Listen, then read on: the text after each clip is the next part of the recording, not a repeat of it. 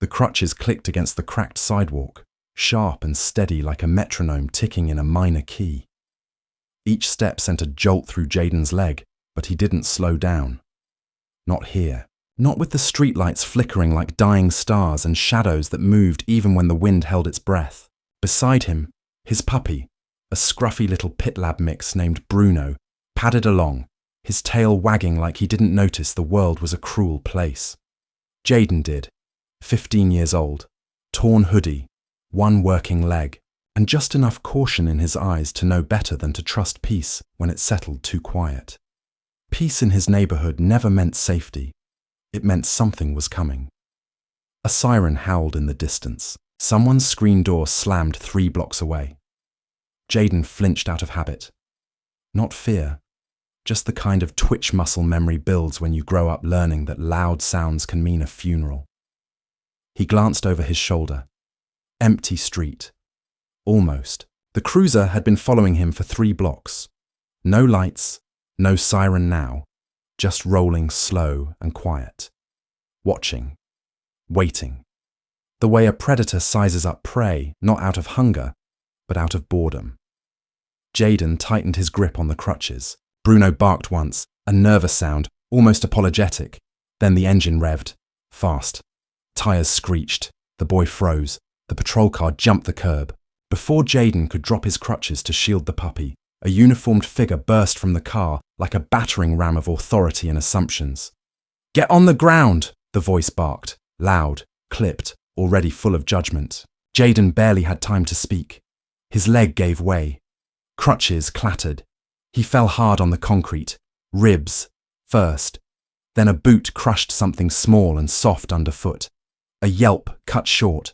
A silence deeper than any he'd known followed. No sirens. No cries, just the sound of a broken crutch rolling away. And Bruno not moving. Officer Tom Harkness stood above him, breathing heavy, a sneer playing beneath the badge. His hand went to his belt, not to help, but to assert. He hadn't asked for ID, hadn't asked where Jayden was going. He didn't know who Jayden's mother was, but he was about to find out. And by then, it would be too late. Too late for the puppy. Too late for the boy's innocence. Too late for everyone. The sidewalk scraped Jayden's cheek as he lay twisted beneath the cold weight of the officer's boot. Gravel dug into his skin. His fingers, shaking, reached blindly for Bruno, but touched only warm fur that no longer breathed. "What's that, huh? You got something in your pockets, boy?" Officer Harkness leaned in, his voice dripping with something older than authority, something sour and inherited. Jayden tried to speak, but his lungs wouldn't cooperate. He felt more than heard the words he wanted to say. "I didn't do anything. Please." He was just a puppy. But all that came out was a gasp. Quiet when you're told. "Not a word!" the officer snapped, patting him down roughly, like he was handling contraband instead of a child on crutches. "What's this?" He pulled out a folded note, a prescription for painkillers Jayden had picked up for his knee. He crumpled it without even reading. "Sure looks like street stuff to me." Jayden's eyes burned, not from tears, not yet, but from rage, humiliation, and the sting of blood running into his left eye. The front porch light of a nearby house blinked on. A curtain twitched, then turned dark again. No one came. They never did. "Always walking like you own the place," Harkness muttered, dragging Jayden up by the collar. "Acting innocent. Crutches don't make you less dangerous, you know that. Your people think sympathy is a shield." He smelled like cigarettes and arrogance, the kind that came from years of getting away with this exact moment. The dashcam on the cruiser was blinking red. Harkness noticed, smirked, clicked a small button on his chest. The bodycam light went out. "There we go," he said quietly, almost to himself. "Now we can talk." Jayden finally found his voice, cracked and fragile. "Please," he was just a puppy. That was when Harkness leaned closer, squatting to Jayden's level. Their eyes locked. Predator and prey. "No such thing as just anything in your world, kid. Not a dog, not a crime, not you." Jayden didn't know what hurt more, the bruise blooming on his ribs, or the way those words settled into his skin like a tattoo he didn't ask for. The officer stood, gave Bruno's tiny, still body a passing glance, then stepped over him like garbage on the street. "You're lucky I don't haul you in right now," he said as he walked back to the cruiser. "But hey, maybe I'll see you again. And next time, you better not be limping. I don't play soft." With a roar, the patrol car peeled off into the night, swallowing its crime. Jayden sat alone under the hum of a busted streetlight, his crutches scattered, his shirt torn, his puppy lifeless beside him. And for the first time in his life, not when his dad left, not even when the injury stole his basketball dreams, he felt truly, completely invisible. No voice, no power, no justice. But far away, behind closed blinds, someone had seen. And tomorrow, Officer Harkness would wish they hadn't.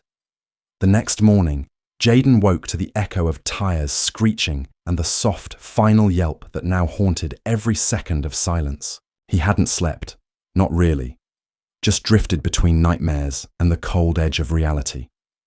His mother's voice was muffled through the bedroom door, firm and clipped, pacing.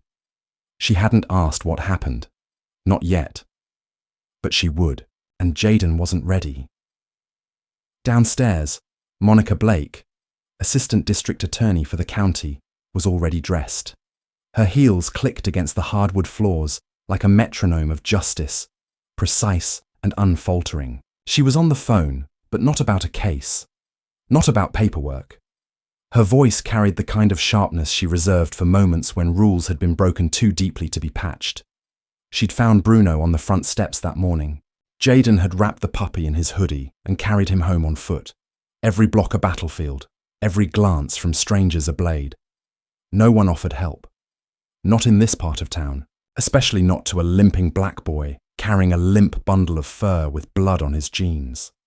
"I don't care what shift he was on. Get me his badge number," Monica hissed into the phone, "and don't stall me with department protocol. If I wanted excuses, I'd talk to a defense attorney." Jayden sat on the stairs, listening, his crutches propped beside him like worn-out guards. His hands trembled around his phone. He hadn't watched the video yet, not the clip that had already been shared across group chats at school titled, "Wannabe Thug Gets Dropped by Cop, Fake Limp." The part where he cried out for help had been edited out. The part where Bruno was crushed, blurred, muted, but the laughter in the comments. That stayed. He opened it anyway. Watched it again. He heard the same word repeated in the background, not from the officer, but from the bystanders filming. The one word that wasn't blurred. Crepple. Then, black and limping? That's double suspicious. Followed by laughter. Always laughter. Jayden didn't flinch anymore. He just closed the phone and sat there, jaw locked. Downstairs, Monica hung up. She moved to the living room, where Bruno now lay wrapped in a clean sheet. A small candle flickered nearby. Her gesture, quiet and respectful. She didn't speak until Jayden came down the stairs, slow and stiff. "You're going to tell me everything," she said, kneeling to face him, her voice low but steady. "And you're not going to hold back." Jayden met her eyes. The same sharp brown eyes that had cross-examined murderers. But now they were wide with something rawer, not just anger, fear. He told her everything, and when he finished, she stood up slowly, went to her desk, and pulled a small metal lockbox from the drawer. Inside was her badge, her real one, not the one she wore on her belt at court, but the original one, the one her father gave her when she graduated law school. She held it like a blade. "Do you remember what I told you when you were little?" she asked. "About wolves in uniforms?" Jayden nodded. He remembered. "Not all of them wear fangs," she said, "but they still bite." She turned, already dialing numbers. Official ones, dangerous ones, the kind that rattled cages instead of knocking politely. Jayden watched her, silent. Somewhere deep down, he hoped this meant justice. But even deeper, he knew something worse. Justice doesn't wear a badge in this city. It wears a mask, and it plays favorites, and the sound of his puppy dying would be the drumbeat for everything that came next. Let's pause for a brief moment. If you're listening to this story, take a second to write in the comments. Where are you tuning in from? Have you ever experienced or witnessed something similar in your own life? I would love to hear your story. Also, don't forget to subscribe so you won't miss what happens next. Now, let's continue. Monica sat rigid behind her desk, the low hum of the city vibrating against the window panes. On the surface, she was every bit the image of composure, the sharp lines of her suit, the meticulous neatness of her hair, the carefully measured way she sipped her coffee. But inside, a storm brewed. She wasn't just a mother now. She was a weapon. Across the room, Jaden sat silently, still, the swelling on his cheek, a cruel reminder of everything she'd worked to protect him from, and everything she had failed to prevent. Monica opened her laptop and began pulling case files, searching for one name: Officer Thomas Harkness. It didn't take long. 5 prior complaints for excessive force, all quietly dismissed. 3 involving minors. 2 involving black boys, not much older than Jaden. Each one buried under mountains of departmental miscommunication and officer safety concerns. Patterns, signatures, the machinery of injustice laid out in neat PDF files. Monica leaned back, her jaw tight. Officer Harkness was not a loose cannon. He was a cog in a machine designed to chew up people like Jaden and spit them out before anyone noticed.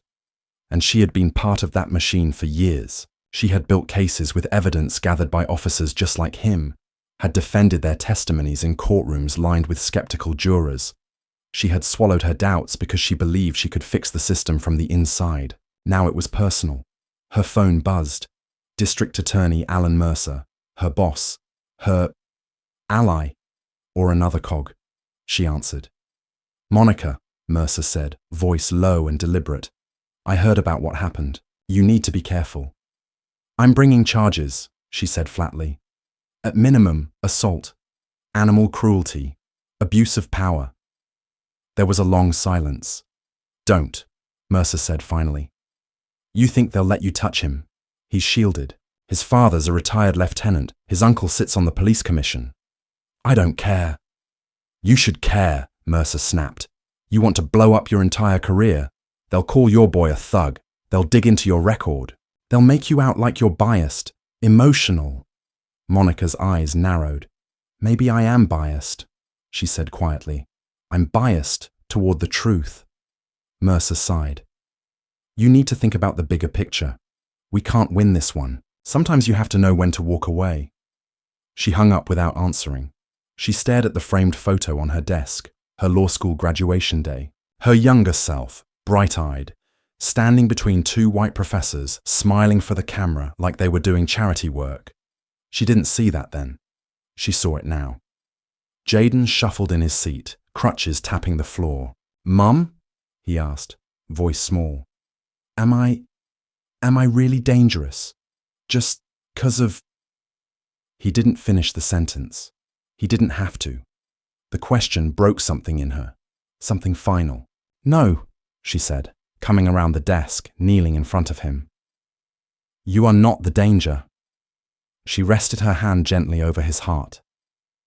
You are the reason they're afraid. Because boys like Jaden, when they survive, grow into men who remember, men who fight back, men who don't forget the sound of silence when the world turned away. Her voice dropped to a whisper, fierce and raw.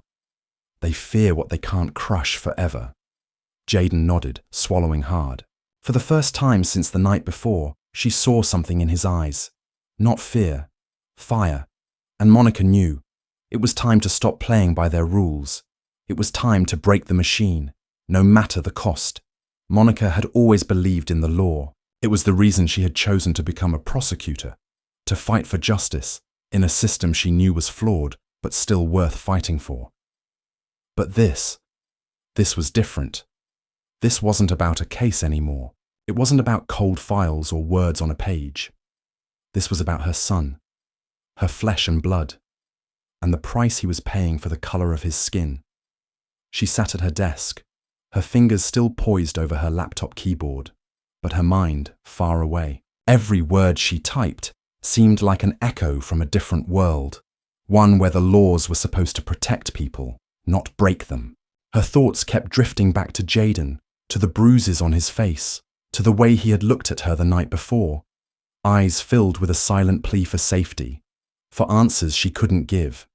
She knew the system was broken. She had spent years working within it, watching it turn a blind eye to the real victims. But this, what had happened to her son, was something more personal. It wasn't just a nameless face in a file. It was him, her boy, the one she had tried so hard to protect from the very things she fought against. Jaden hadn't spoken much since last night. He had gone quiet, retreating into himself in ways that she couldn't understand. But she could feel the weight of his silence, the burden of a world that was slowly teaching him to be afraid of his own shadow. The phone rang, pulling her out of her thoughts. She picked it up without looking at the caller ID. "Monica," the voice on the other end said. "We need to talk." It was Alan Mercer, the district attorney, the man who had hired her, who had guided her career, the man who knew exactly what the department was capable of and yet still played the game. "What's this about, Alan?" Monica asked, her voice tight. "I've heard about what happened with your son," Mercer said, his voice low and controlled. "And I think you need to step back from this case." Monica's grip tightened around the phone. "What are you saying?" "I'm saying you're too close to it. You're emotionally involved, and that's going to cloud your judgment. You know how these things work. The department has already started covering its tracks. This is bigger than you, Monica. Bigger than your son. I don't want you to lose everything over this." "Lose everything?" she repeated, the anger rising in her chest. "You mean to tell me I should just sit back and let this happen? Let them get away with it?" "I'm saying that sometimes the system works best when you know your place. You've made a name for yourself, Monica. Don't throw it all away over a personal vendetta."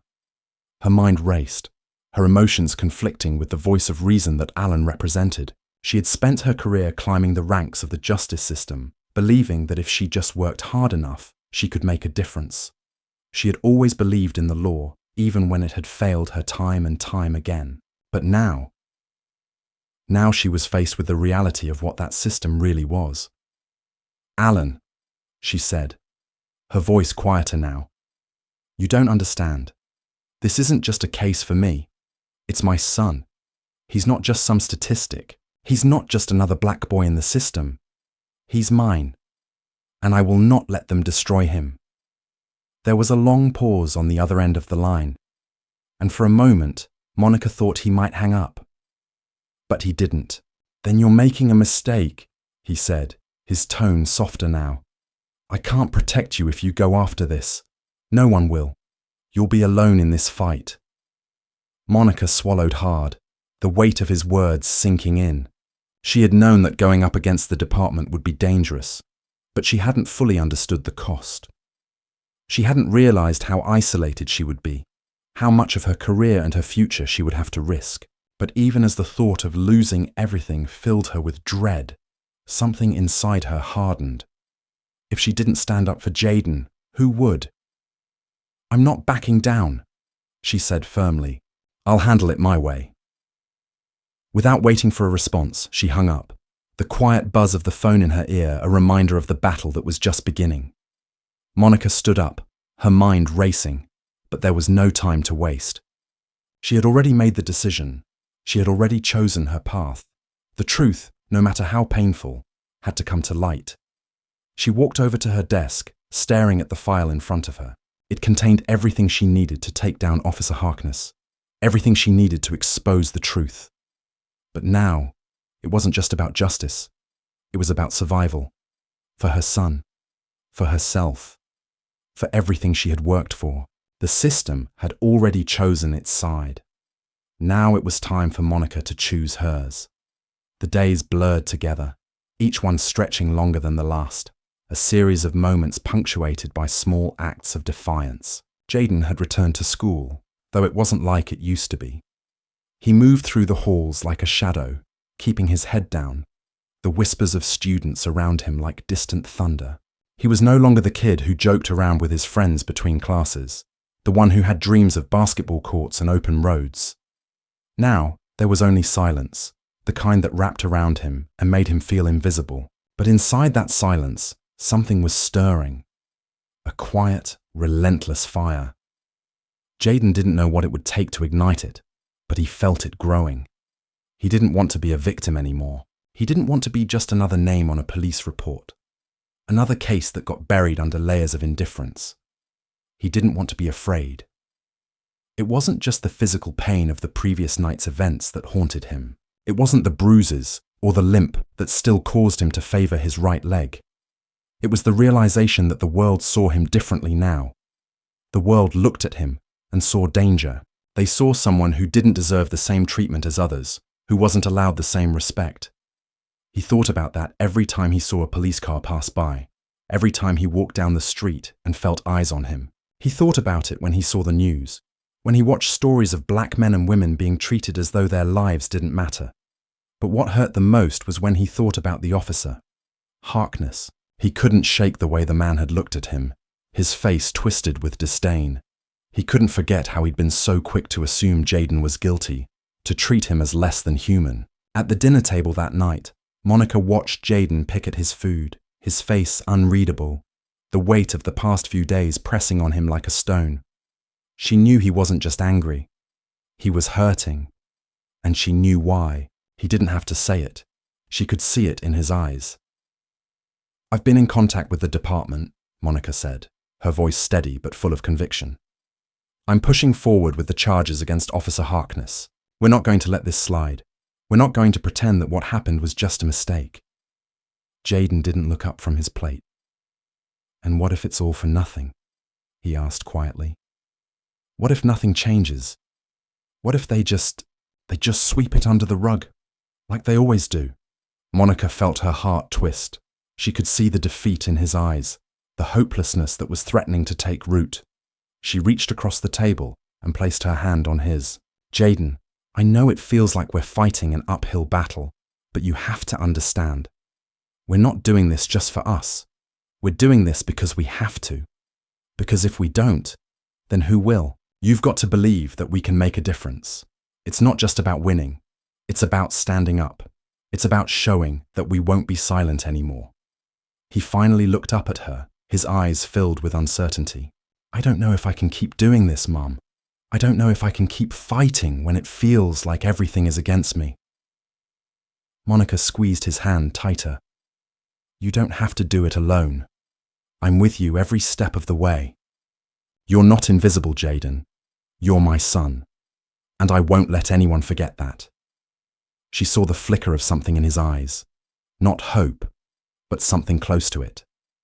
A recognition that maybe, just maybe, there was still a chance. And for the first time in days, Jayden smiled faintly. The next day, Monica stood in the courtroom, her heart pounding as she prepared to face the system that had betrayed her son.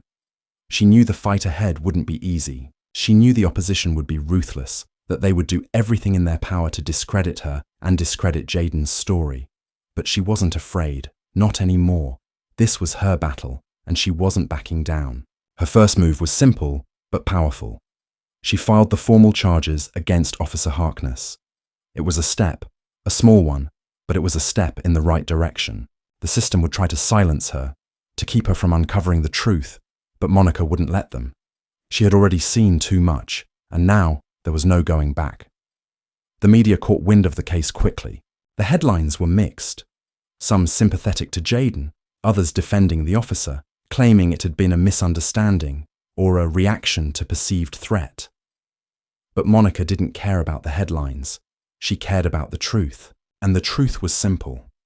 Her son had been hurt, and the person who had hurt him was supposed to protect him, not break him down. She didn't have all the answers yet.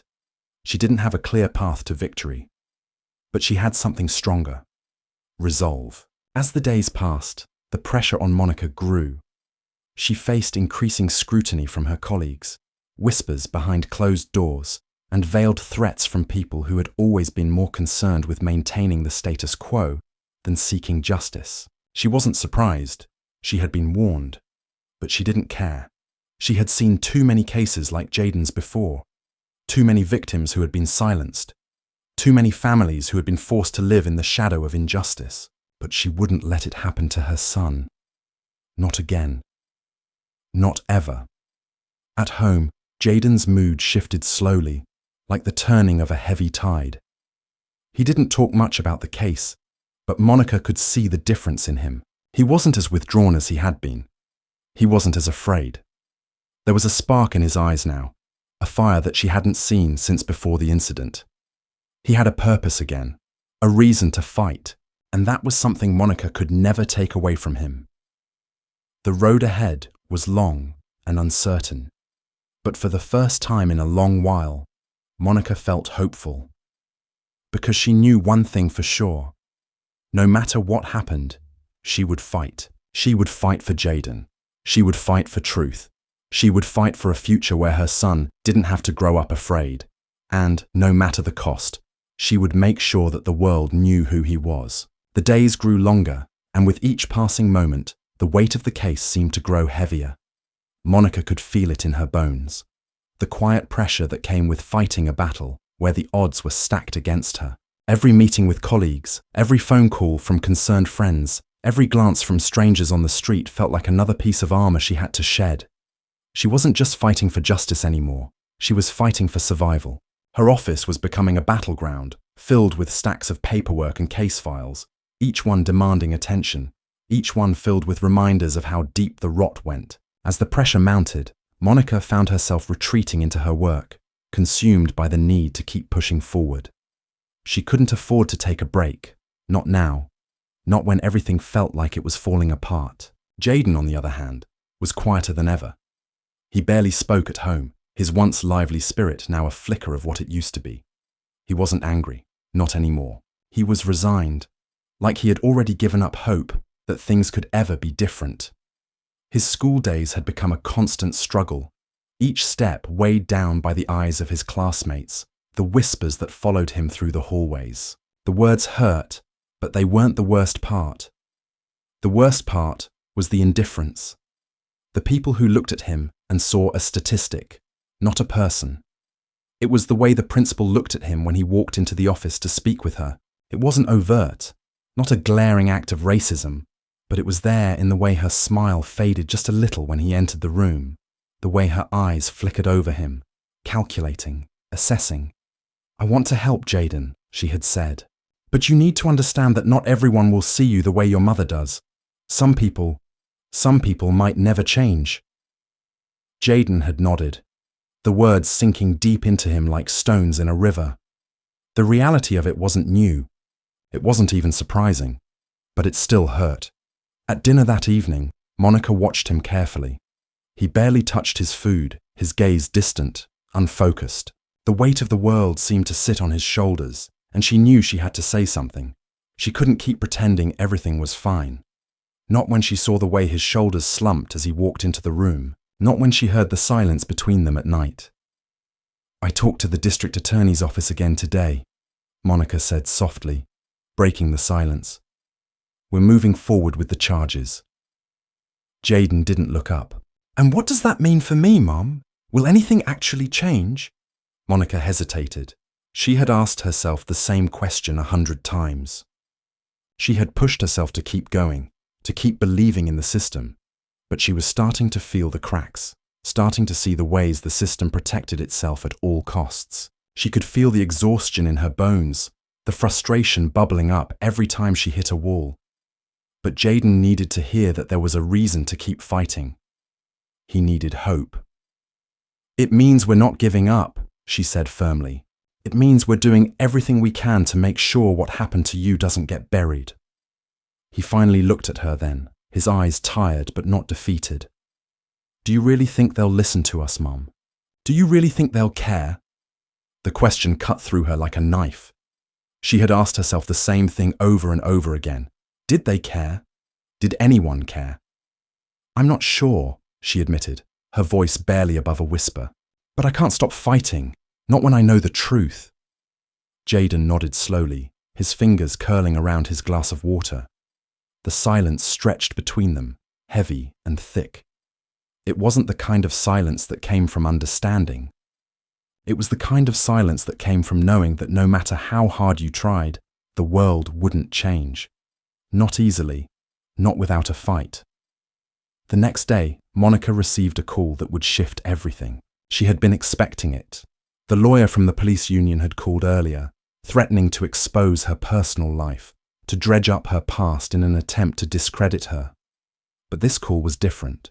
This was from an unknown number, a number she didn't recognize. Monica Blake? The voice on the other end was deep, rough, as though the person had been waiting for this moment. You don't know me, but I've got something you need to see. There was a pause before the voice continued, its tone lowering. There's video of the incident, but not the one your son saw, the one no one else has seen, and I think it'll change everything. Monica's heart skipped a beat. She knew exactly what that meant. She had heard rumors of footage, of moments that had been erased, hidden from the public eye. But this was different. If what this person had was real, if it was what she thought it was, it could be the key to everything. I need you to meet me, the voice continued. I'll send you the details. Just be careful. You're not the only one looking for answers. Monica's mind raced. There were so many things that could go wrong. She didn't trust easily, not anymore, especially when it came to something this crucial. But this was too important. She couldn't let fear stop her. Not now. She made arrangements quickly, her fingers trembling as she typed the response. She couldn't afford to waste time. If the video was real, it would be her only shot at holding Harkness accountable. It would be the only way to prove that what had happened wasn't a mistake. It wasn't just another black boy getting caught in a system that didn't care.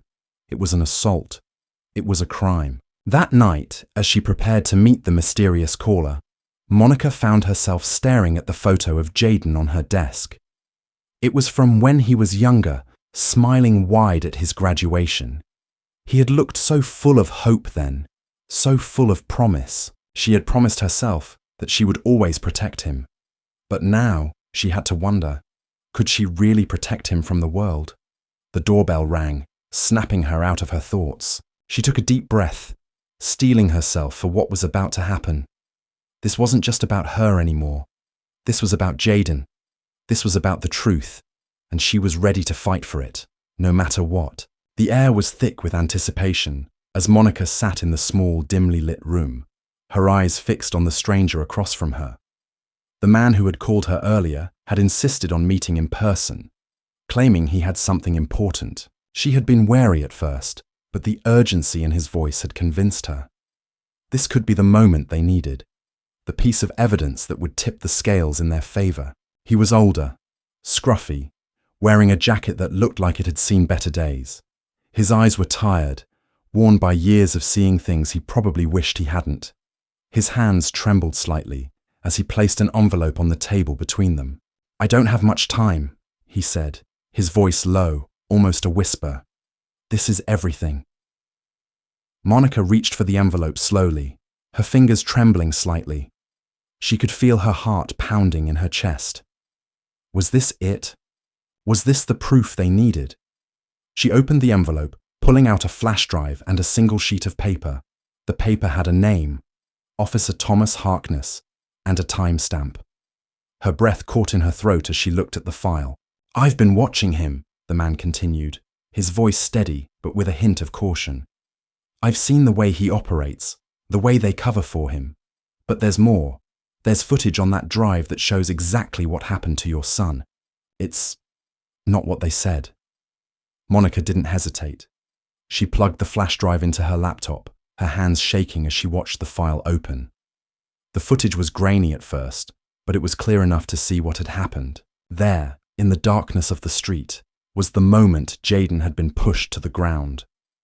But this time, there was more. More than she had seen in the news clips.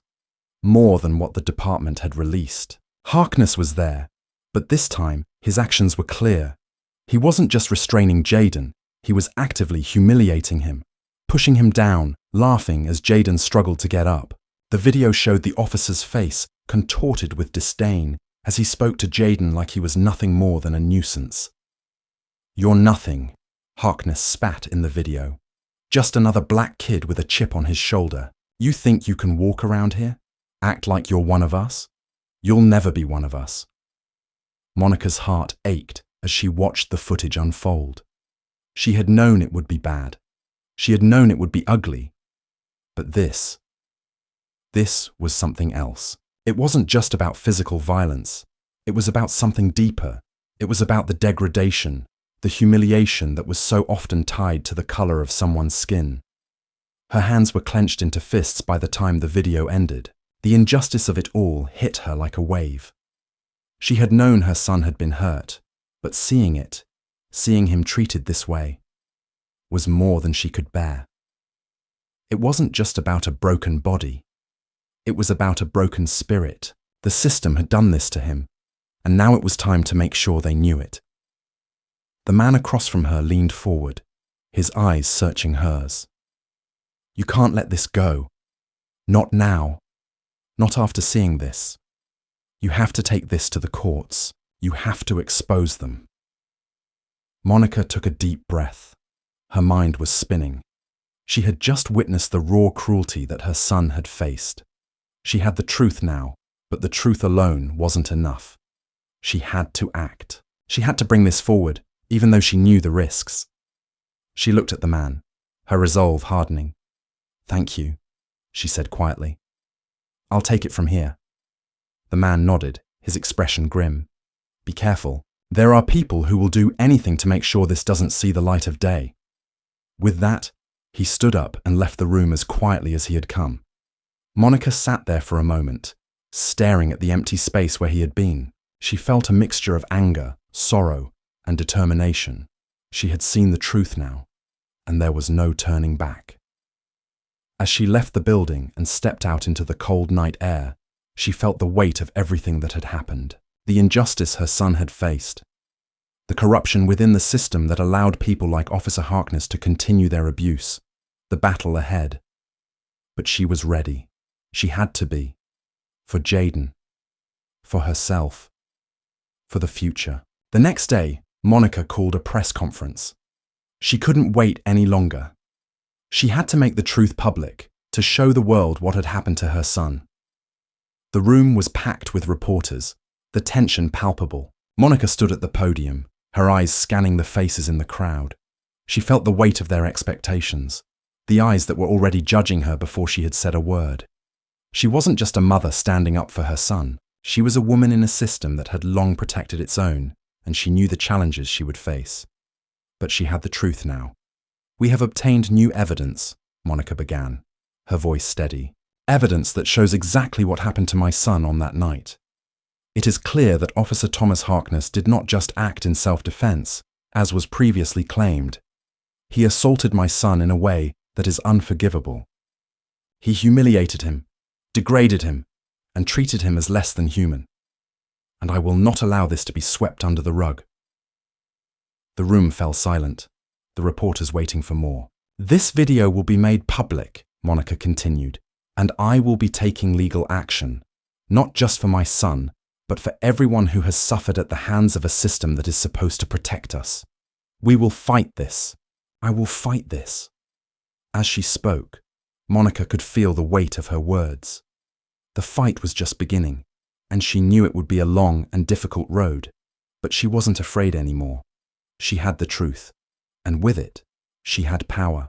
The battle for justice was far from over, but for the first time in a long time, Monica felt like she had the strength to win. The following weeks felt like an unrelenting tide crashing against Monica, and with each wave, her resolve hardened. The press conference had been only the beginning. The world was watching now, not just the department, not just the city, but everyone who had ever heard the whispers, who had ever been touched by the kind of injustice that had permeated her life. The video was everywhere. Headlines flashed across screens, dissected, analyzed, and judged. But for Monica, it was only the tip of the iceberg.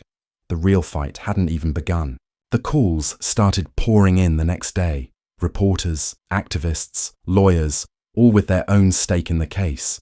But none of them really understood what it meant for Monica. None of them saw her as a mother, a person who had to wake up each day, knowing her son was living in a world that had already decided he was guilty because of the way he looked. The system that was supposed to protect them had, time and time again, shown its true face. And now, with the weight of everything on her shoulders, Monica knew she had to push forward. Not just for Jayden, but for the countless others whose stories had been silenced. Every morning, she woke up to another barrage of phone calls and messages. Some were supportive, others more hostile. She had known the backlash was coming, but there was something still shocking about it. The way people could so easily dismiss the humanity of a child because of his skin color. The comments online were the worst, sometimes unbearable. The slurs, the accusations that Jayden deserved what happened, that he was just another thug in a broken system. But the worst were the subtle, backhanded remarks, the ones that insinuated he had provoked the officer, that he had done something to deserve it. The people who, even after the video was released, still blamed Jayden for what had happened.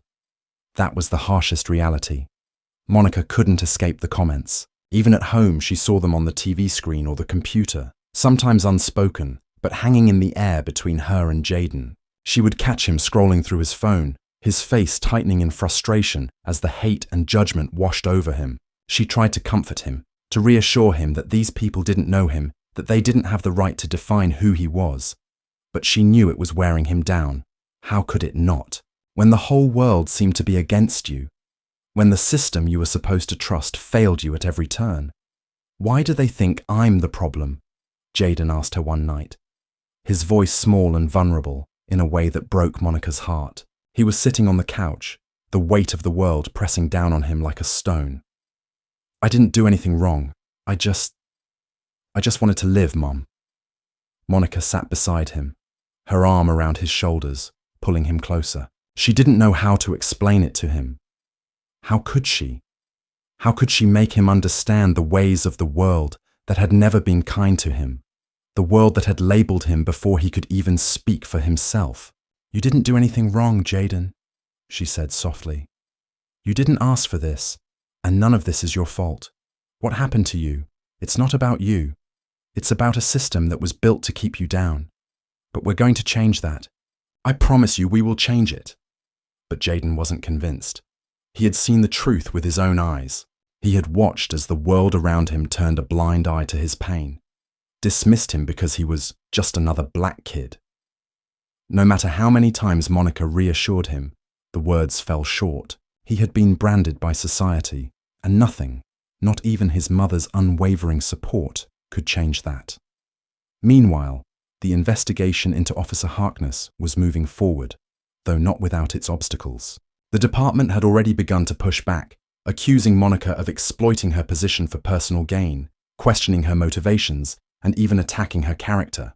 The usual tactics to discredit the messenger before the message could be heard. But Monica knew this was just the beginning. It wasn't about her. It wasn't even about Harkness, really. It was about the truth, and the truth had to be told. There were meetings with lawyers, press briefings, and constant negotiations with the district attorney's office. Everyone was looking for a way out, for a way to avoid the storm that was brewing. Some tried to convince her to settle, to take a smaller payout, and move on. It's not worth losing your career over this, they would say. It's just one officer. Think of the bigger picture. But Monica couldn't think about the bigger picture, not when her son had been broken in front of her eyes, not when the very thing that was supposed to protect him had turned against him. This wasn't just one officer. It was a reflection of everything that was wrong with the system, and she wasn't going to let that go, not without a fight. One evening, after a particularly grueling meeting with the district attorney, Monica returned home to find Jayden sitting on the porch, staring out into the darkened street. She stepped outside and sat beside him, unsure of what to say. She had been in meetings all day, and though she had kept up the facade of confidence, the weight of the situation was beginning to take its toll on her too. The exhaustion, the pressure, the constant barrage of negativity. It was all beginning to wear her down. You okay? She asked, her voice gentle. Jayden didn't look at her right away. Instead, he just stared ahead, his face unreadable. Finally, he spoke. Why do we have to keep fighting, Mom? What's the point? It feels like no matter what we do, nothing's ever going to change. Monica felt a pang of guilt. She had tried to shield him from the worst of it, tried to make him believe in a system that, right now, was doing everything it could to prove that it wasn't built for people like him. She didn't have an answer. How could she? She didn't know if they would win this fight. She didn't know if justice would prevail. All she knew was that she couldn't stop. Not when her son was looking at her like that. Not when everything they had fought for seemed so fragile. Because we have to, Jaden, she said, her voice quiet but firm. We have to keep fighting because if we don't, nothing will ever change. People like Harkness will keep getting away with it, and kids like you will keep getting hurt. We fight because we can't afford to be silent anymore. We fight because the world needs to see us. You're not invisible, Jaden. Not to me, not to anyone who sees the truth. For a moment, there was only silence between them, the night air thick with the unspoken words. Then finally, Jaden looked at her, his eyes searching her face for something. Hope, maybe, or just a reason to keep going. I don't want to be afraid anymore, he said quietly. I don't want to feel like the world's already decided who I am. Monica reached out and took his hand, squeezing it gently. You're not afraid, Jaden. You're stronger than you think, and you'll never have to do this alone. They sat there for a while, the night stretching out before them, and though Monica couldn't promise that everything would be okay, she knew one thing for sure. She would fight until the very end, for Jaden, for the truth, for the hope that one day things would be different. The sound of the phone ringing was the last thing Monica needed, but she answered anyway. The cases piled up on her desk, each one a reminder of how far she had come in her career, but now all she could think about was Jaden. The case against Officer Harkness, the fight she had initiated, had become a relentless beast. Every day, it seemed, more people in power, more institutions were trying to silence her, trying to diminish her courage, trying to extinguish the fire that had ignited in her. And with every attack, every effort to undermine her, the fight became more personal.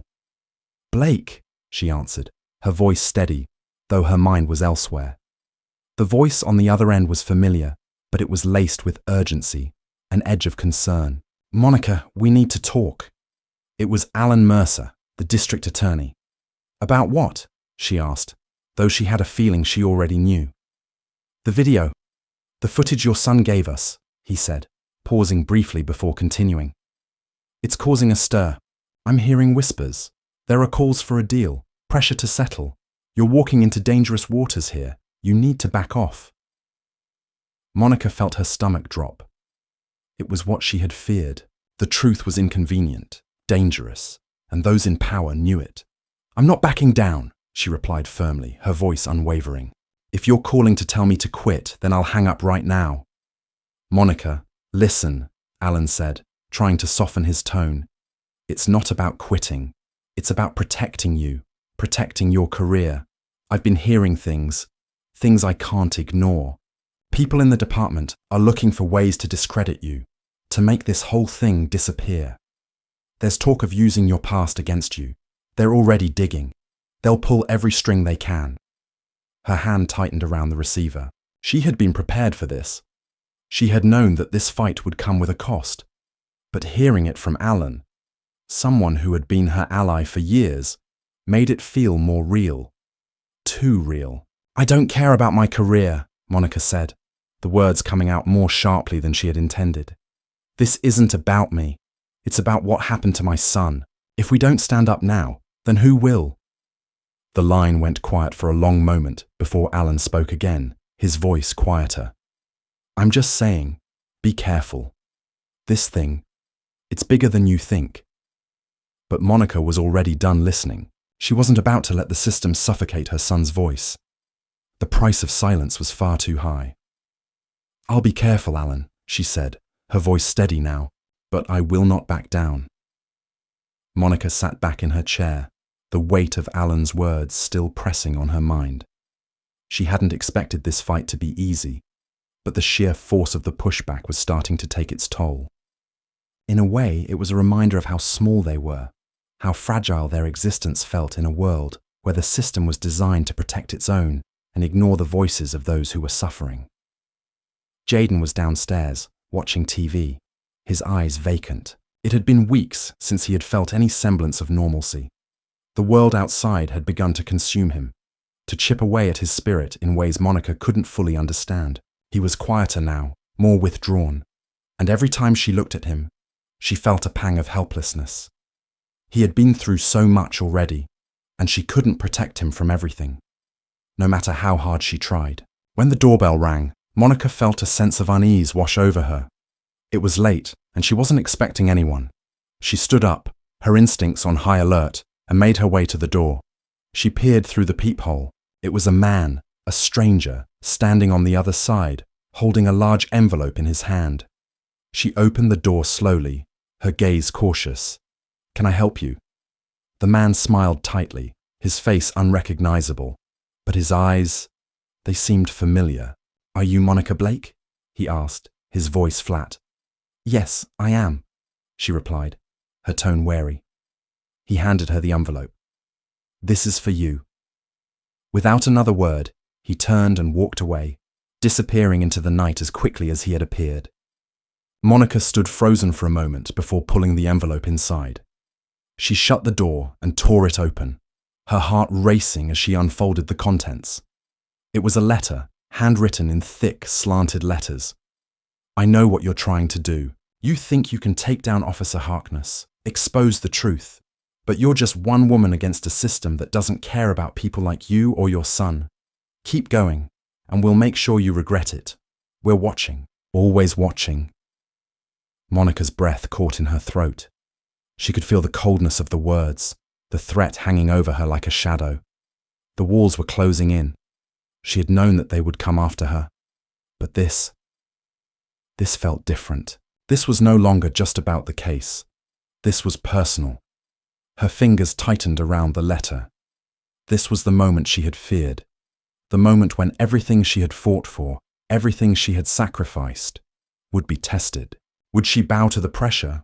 Would she walk away and protect her family, protect her son, from the storm that was about to break? She thought of Jaden downstairs, the boy who had been hurt in ways she couldn't even describe, the boy who deserved so much more than the world had given him. She thought of the truth, the undeniable truth, that Officer Harkness had wronged him, had taken something from him that could never be returned. She thought of the hundreds, thousands of people who had been through this before, whose stories had never been told, people whose pain had been ignored, whose suffering had been dismissed. She couldn't be one of them. She couldn't let the system silence her, silence Jaden, silence the truth. She looked down at the letter, her fingers shaking. But in that moment, something inside her hardened. She had come too far to turn back now. She dropped the letter into the trash. She was not afraid. The next morning, Monica woke up early, the heaviness of the previous night still weighing on her mind. She knew that the road ahead was only going to get harder. The backlash would intensify, the threats would grow more brazen. But she had a choice to make. Either she fought, or she allowed everything she had worked for to crumble under the weight of fear and intimidation. She walked into the kitchen to find Jaden sitting at the table, his face drawn and tired. He didn't look up when she entered, but she knew he could feel the tension in the air. "Jaden," she said softly, walking over to him. "We're going to keep fighting. I'm not stopping. Not now. Not ever." Jaden looked up, his eyes heavy with the weight of everything that had happened. "What if we lose, Mum?" he asked quietly. "What if it's all for nothing?" Monica sat down beside him, her heart aching as she took his hand in hers. "We won't lose," she said, her voice steady. "Even if it feels like we're losing. We're not. As long as we keep going, we're winning. I'm fighting for you, Jaden. And I'm fighting for every other person who's been hurt, who's been ignored. They can't take that away from us." For the first time in weeks, Jaden gave her a small, tired smile.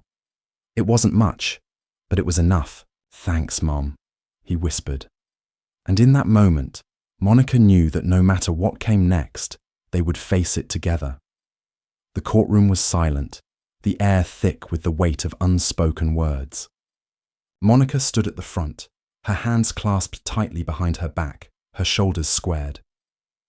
She had been here before, many times, representing the law, fighting for justice. But this time, it was different. This time, she was fighting not for a nameless client, but for her own son, for his dignity, for the truth that had been buried for far too long. The stakes had never been higher. Jayden sat in the front row, his hands clenched in his lap, his face still but full of quiet determination. He had changed in the months since that fateful night. The boy who had once been unsure, who had felt invisible, had found his voice. He had found the courage to face the truth of what had happened to him, to stand up and say, "I will not be broken." It wasn't easy. It never had been. The pressure had been immense, the scrutiny from the public, the harassment from those who wanted to silence them. All of it weighed on them both, but they had kept going. Because that's what you did when you were pushed into a corner, when you were forced to confront a system that didn't want to listen. You fought. You didn't give up.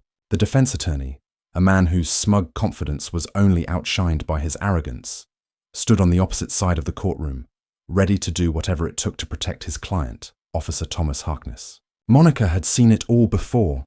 The way the system worked to protect its own, the way the truth could be twisted, buried, or rewritten.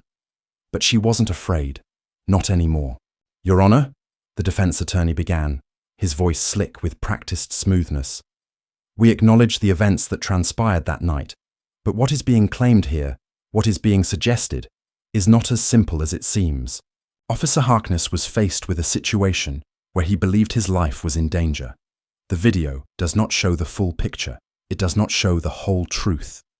Monica felt a surge of anger rise in her chest, but she didn't allow it to show. She had worked too hard, fought too long to let the defense manipulate the narrative now. "You're right," she said, standing up from her seat and walking to the front.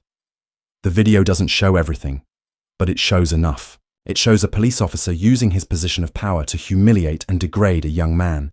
It shows an officer who didn't see a person standing in front of him. He saw a threat, a danger, based solely on the color of his skin. And that is not justice." There was a murmur in the courtroom, a tension hanging in the air as everyone felt the weight of Monica's words. Jayden sat there, his chest rising and falling with each breath, his eyes locked on his mother. He had been through so much, but now, in this moment, he wasn't the scared boy anymore. He was a young man, standing tall despite the years of hurt and humiliation. Monica turned to the judge, her eyes unwavering. This is not just about one officer. This is about a system that has continually failed black people, that has continually failed those who are marginalized, who are treated as less than. We are here today because Jayden was not seen as a human being that night. He was seen as a threat, and I will not let that go. The judge nodded, his face unreadable, but Monica knew he was listening. The weight of the case had settled on all their shoulders, but it wasn't just the judge who had to make the decision now. It was the people who had seen the truth and who could no longer turn away. The next few hours were a blur. The arguments, the counterpoints, the back and forth. But the truth was clear. Monica had laid out the case, not just for Jayden, but for every person who had been wronged by the system. She had made it clear that this wasn't a case of a bad apple in the police force. This was a symptom of something much larger, much more insidious. When the jury went into deliberation, the weight of the room was almost unbearable. Monica sat quietly in her seat, her eyes never leaving Jayden's. He had been through so much, and though the outcome of the trial was still uncertain, they had already won in some ways. They had fought. They had forced the truth into the light. They had shown the world that they would not be silenced, no matter how many times the world tried to push them down. And in that moment, Monica realized something that had been buried deep inside her. She had spent so much of her life fighting for others, so many cases, so many battles. But this was different. This was her son. This was the fight of her life. And no matter what happened here, she knew she had done everything she could. The jury returned after what felt like an eternity, and the courtroom fell silent once again. The judge called the court to order, and everyone held their breath as the foreperson stood to announce the verdict. "We, the jury, find Officer Thomas Harkness guilty of excessive force and violation of civil rights." There was a moment of stunned silence. It wasn't over, not completely. But in that moment, Monica felt a weight lift off her chest. The truth had won. The system had been forced to see her son, to see the humanity in him. And for the first time in a long while, she could breathe again. Jaden's eyes filled with tears, and Monica reached out to him, pulling him into a tight embrace. She held him there, her hands shaking, as the weight of the moment finally settled in. "You did it, Mom," Jaden whispered, his voice breaking. "You really did it." "No, Jaden," Monica replied, her voice thick with emotion. "We did it. Together." The courtroom erupted into a mix of applause and quiet whispers. Some were cheering for the victory, others for the justice they had been waiting for. But for Monica and Jaden, it was the first step toward healing, the first step toward reclaiming their lives from the weight of injustice. As they walked out of the courtroom, hand in hand, Monica knew this was only the beginning. There was still work to be done, still battles to fight. But now, they could fight with the strength of knowing that they had forced the world to listen, and for the first time in a long time, Monica felt hopeful. Thank you for joining us on this journey. We'd love to hear what you think about this story. What are your thoughts? Have you experienced or witnessed any moments of racism in your life? Your perspective is incredibly important to us, and we truly value each and every one of you. If you enjoyed this story, please consider subscribing and leaving a like. It really helps us continue sharing stories that matter. And don't forget to leave a comment with your thoughts. Maybe even share a phrase that stood out to you in this story, so we know you're listening till the very end. Have a wonderful day, and thank you again for being here. We appreciate you.